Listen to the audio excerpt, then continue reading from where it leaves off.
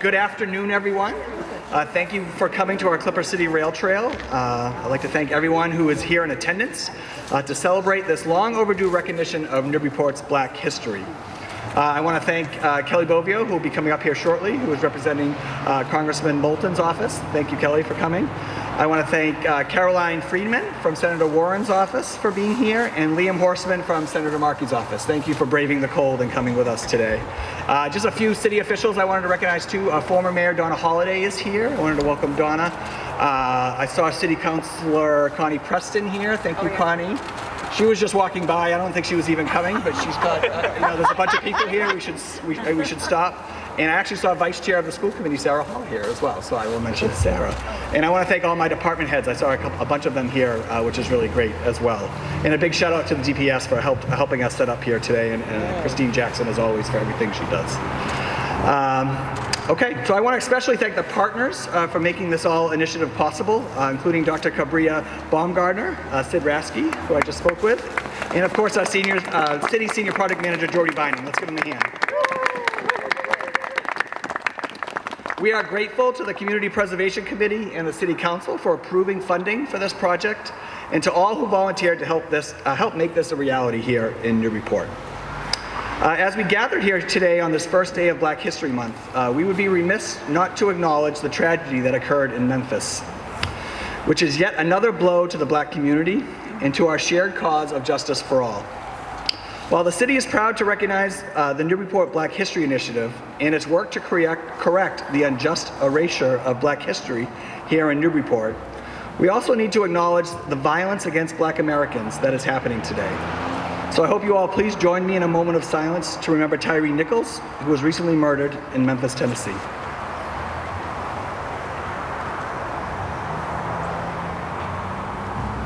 Thank you very much. Newburyport is a city that its history at the core of its identity. We have rallied to keep our downtown architecture intact, to honor our relationship with the Coast Guard and the Merrimack River, and to protect walkable neighborhoods throughout the city. For too long, that history has not included a proper narrative of the Black experience in Newburyport. We have the opportunity to better tell that story and reflect on what it means for our continued efforts for racial justice today. Furthering the cause of justice means having a full reckoning of our history, and I'm so thankful to the Black History Initiative for leading the way. Today is only the beginning. We look forward to welcoming further interpretive panels, like the one we see over here, to the city, and highlighting further aspects of Black history here in Newburyport. And we look forward to finding more ways to make this history alive so that it's inspired more action in our community today, and to make this a more diverse and inclusive place to live in the future. Thank you for joining us here today, and we look forward to continuing this work together. So thank you. I would like to now welcome Kelly Bovio from Congressman Moulton's office to say a few words.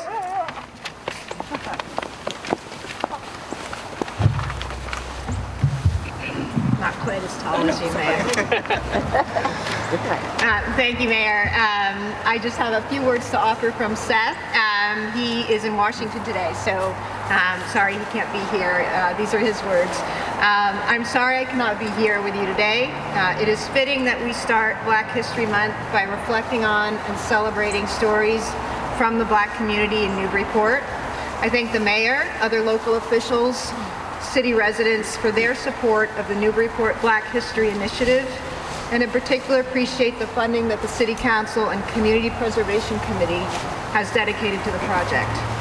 This initiative is critical to highlighting and incorporating the city's African American experience more fully into the public landscape and offering a more complete vision of our local history. And let's be clear, Black history is American history. The stories of Black Americans are woven throughout all of our communities and embedded in the fabric of our lives. Incorporating Newburyport's Black history into the public landscape with interpretive signs like this one and many of the other planned activities will bring local Black history to life. I look forward to working with you and communities across the region to resurface, recognize, and celebrate the Black experience here on the North Shore. Thank you.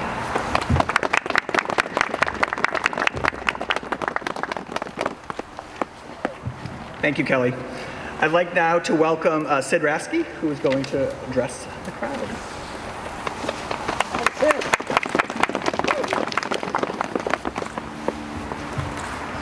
Well, until recently, I was a 30-plus year resident and co-business owner in Newburyport, but I always found time to be active in the community. It takes a village to raise a guinea village. About 3 years ago, the Unitarian Church on Pleasant Street made it a mission to fight for racial justice. Is Reverend Rebecca here?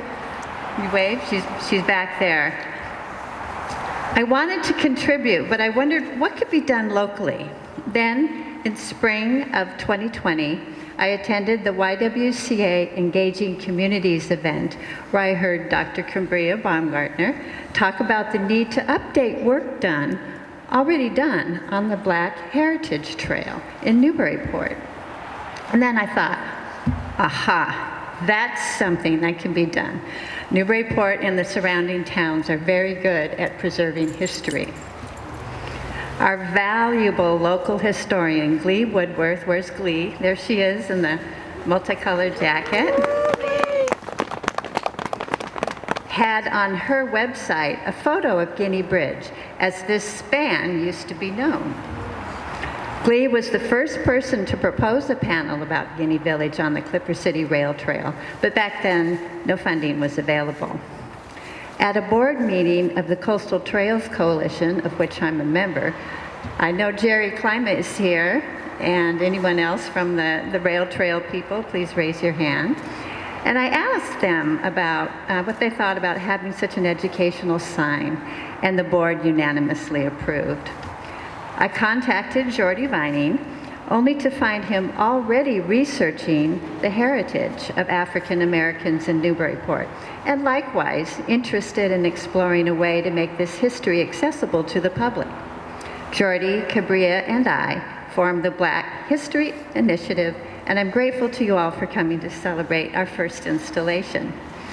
Before I turn the ground over to Cabria, we'd like to invite anyone who wishes to please join us after the unveiling for a walk down to Auburn Street and trace the footsteps of the past inhabitants of Guinea Village, and we'll end at the gravestone of John C.H. Young in the cemetery that overlooked what once was such a lively neighborhood. Back in the day in Guinea Village, their annual summer festival was enjoyed by Black and white people alike. The initiative's next interpretive sign about Moses Prophet towns will also show the Wolf Tavern. I know that locals have been long eager to see a picture of that iconic inn at its former site of Harris and State Streets. So it goes to show that whereas the Black History Initiative signs may feature people of color, it's not just their history, it's all our history. It is my honor to introduce Dr. Cambria Baumgartner, Professor of History and Africana Studies at Northeastern University.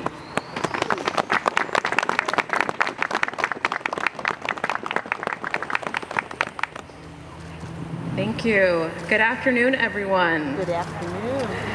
Thank you, Sid, for that wonderful introduction about how we met. It was really you who brought us together. Your energy, your passion, and your insight inspired all of us and compelled us to pursue this project. And I thank all of you for joining us on this very cold Wednesday afternoon for such an important event. On this first day of Black History Month, we're unveiling our first interpretive marker commemorating a historic Black neighborhood in Newburyport. In 2021, Sid, Jordy, and I launched the Newburyport Black History Initiative with the aim to highlight and incorporate Newburyport's Black history more fully into the public landscape. And we wanted to do this through historic interpretive signs, but also through lectures and workshops and other activities. And we had two goals for this project. We wanted to develop a broad awareness of the rich contributions of Black people in this city, dating back to the 17th century and continuing all the way up to the present. And our second goal was to share resources with community members, with scholars and teachers and children who are interested in learning more about Newburyport's Black history and maybe more broadly about the history of African Americans in Essex County. Now, there are some challenges to doing this work. First, there aren't many structures or sites associated with the historical experiences of Black Newburyporters. Those sites and structures haven't been preserved. And these stories, because of that, have been erased, have been forgotten, or misplaced. So part of our work through these interpretive signs is to acknowledge those structures, those sites and events where Black people lived, where they worked, and where they found community. And so as we remember them, we can see how they shaped the city. And our second challenge is the historical record itself, the record about Black people, which comes to us in fragments. So we've identified and applied historical research methods to trace these stories and to tell them accurately and honestly.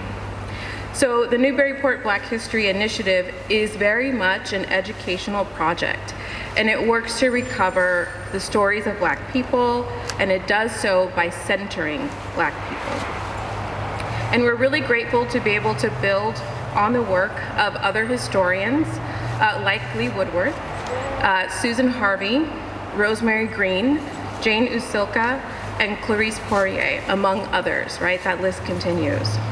And we extend our deep thanks to our local librarians and archivists, Sharon Spieldenner and Dana Eckelberger, who have been sharing sources with us. And we also thank our community members, near and far, like Rebecca Bernards and Diane Steimo, who've helped us edit the signs and supported the project more broadly. We thank you. And we also thank the staff at the Museum of Old Newbury. And of course, there are more stories to tell about African Americans. We could dot this landscape with really thousands of signs. So our work is really just beginning. Our energetic and superb city planner, Jordy Vining, will tell you more about what is on the horizon. Thank you.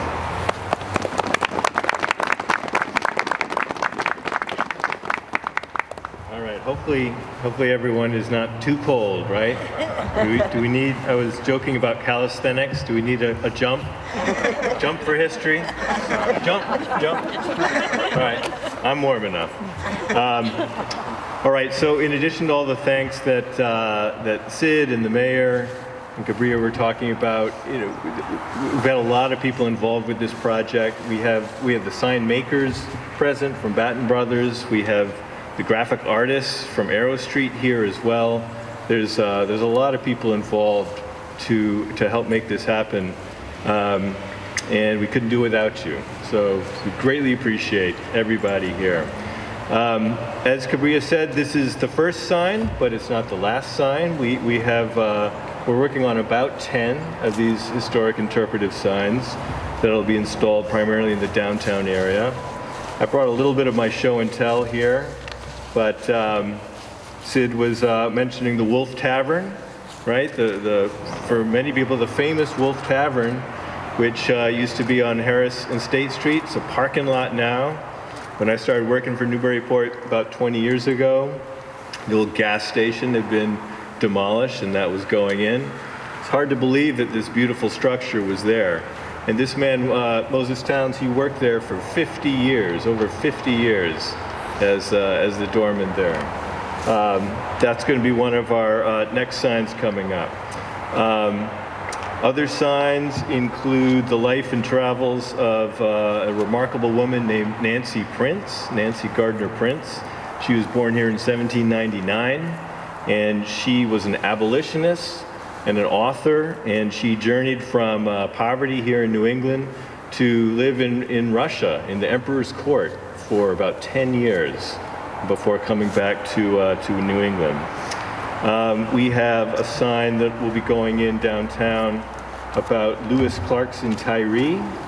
He was someone who came to Newburyport in the early 20th century, and he was here to get a higher education and he got support from the Harvard Club in Newburyport to go to Harvard Law School. We have signs about studio photography and its particular importance for Black Americans in this period. You know, we found, with the help of Sharon and others at the Archival Center, these fantastic old studio photographs of people from the turn of the century. And so that'll be one of our signs downtown as well. We're also looking at signs about Black Newburyporters who helped shape the abolitionist movement, the anti-slavery movement in both the 18th and 19th centuries. A sign about the Black history and public education in Newburyport. Black-owned businesses in the 19th century in downtown Newburyport. Newburyport's Black soldiers and sailors in the Civil War and in World War II and their experience. Black mariners during the Age of Sail, and potentially also highlighting a domestic servant named Caroline Cottrell, who lived here for a couple of decades, working in one of those big houses on High Street. So as we move to wrap up here, I wanted to note that 130 years ago, a man named George Parsons wrote a piece in the local newspaper, and it was called Down in Guinea, Guinea in quotes, Down in Guinea, where he was reminiscing and recollecting what it was like when he was a child in Newburyport in the early 19th century, and remembering this neighborhood and the people who lived here. And Sid was referencing Election Day. He notes in this piece that as a child, he went down in Guinea, that little hamlet, with great zest and pleasure. And he writes, I wended my way down into what used to be called Guinea, but where are the inhabitants, thought I, of that borough, who flourished there some 60 or 70 years ago? So even at that point, generations ago, people were already looking back before Guinea faded from memory in the following generations. One example of one of the people he remembers in this piece is a Black man named Andrew Raymond, who lived right here on Auburn Street, down near the intersection with Pond Street, with Phoebe Jackson. Their house is no longer there, but he was a barber in downtown Newburyport and a clothing cleaner and repairer. He was born around 1800. He was an abolitionist and an anti-slavery activist for many years. He was a Newburyport delegate at the New England Anti-Slavery Convention in 1835. He had an annual subscription to William Lloyd Garrison's The Liberator newspaper. In 1847, he was president of the Newburyport and Vicinity Anti-Slavery Society. His signature is near the top of an 1853 petition that to the Massachusetts legislature from 80 undersigned colored citizens of Newburyport, it said. And the petition was against appropriating funds and installing a bronze statue honoring Massachusetts federal Senator Daniel Webster at the State House. And that was going against the mainstream sentiment here in Newburyport at the time. Daniel Webster, for those of you who don't know, he was fairly controversial towards the end of his career for his full-throated support of the so-called Compromise of 1850, which was trying to preserve the Union before the Civil War, but was doing that by allowing slavery into new territories and strengthening the Fugitive Slave Act of 1850. And that required people who were escaping and coming to a free state like Massachusetts, that requiring that they be returned to their enslavers, and it required that local and state authorities assist in the capture of those people and impose harsh punishments on anyone interfering. So the state of Massachusetts, actually, and other northern states, they responded by passing personal liberty laws to try to protect people in court and challenge the Fugitive Slave Act. A lot of the people in Newburyport didn't like that, actually. Here in Newburyport, in contrast to Andrew Raymond and the small Black community here, the mainstream leaders of the community publicly expressed their strong support for Daniel Webster and the Compromise of 1850 and the Fugitive Slave Act. I find all this fascinating just in terms of how this man who lived right here intersected with the politics of the day. So while public letters were circulating from the leaders in Newburyport thanking Webster for, they used phrases like his manly temper, and their heartfelt thanks for the compromise, people like Andrew Raymond were organizing to try to prevent this statue from being erected. Does anyone hear the echoes in that? Today we have, all over the country, we have the echoes of fights and disputes over Confederate monuments. It's the same argument.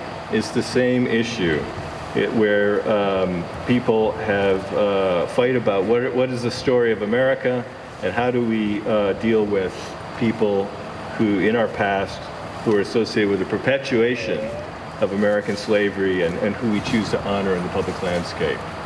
Opposition by Andrew Raymond and others delayed the installation of that statue for 6 years, but it didn't prevent it, and it's there to this day down in Boston. I'm wrapping up here. I could go on like this for quite a while. Andrew Raymond, he advertised his goods and services in the paper quite a lot in the Daily News, and he sometimes, it's almost like clickbait. He would sometimes put at the top of his ads these little titles to try to grab your attention, like help those who strive to help themselves, and then he would talk about, you know, his shaving wares and so forth. And then one of my favorites was, the union must be preserved. And this is in 1851, and then he references the union of himself and his customers. Right? So anyway, Andrew Raymond, he died before the Civil War, and he's an example of an ordinary person, but one of the many people here and elsewhere who made history without making the history books. We want to honor him. So thank you very much, and we're going to cut a ribbon, and then we'll be all done with our ceremony.